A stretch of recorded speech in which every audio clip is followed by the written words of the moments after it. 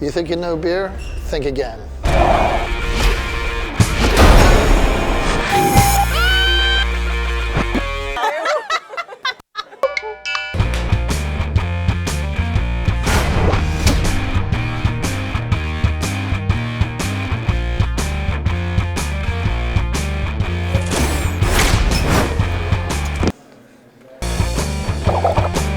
You know, beer's been a really important part of American history over the years, and in fact, every great conflict that the United States has been in has been mostly funded from taxes on beer.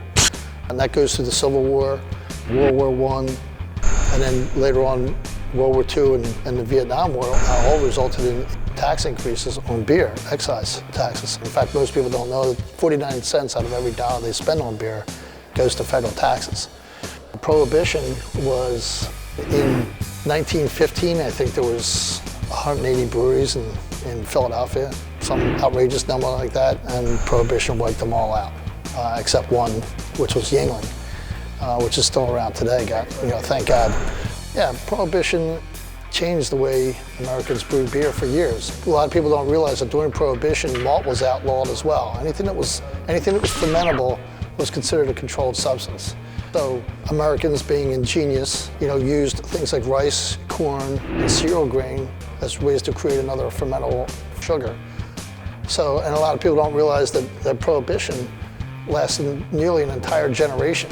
So an entire generation of beer drinkers was wiped out. When brewing came back into style, that's what people had been drinking for the past 13 or 14 years, is beer made with rice, corn, and cereal grain. And the fact that it's a significantly less expensive ingredient to use.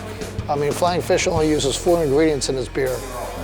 Water, hops, 2-row malt, and yeast. And 2-row malt is the finest malt you can use to make beer. There's not a debate about that. There's not any discussion about it. But I can tell you that it's a lot more expensive than rice, corn, or cereal grain. So that's why craft beers are typically rely on premium pricing to be able to produce that, because it's expensive to make. If you like our Beer Bites series, make sure you like, comment, share, and subscribe.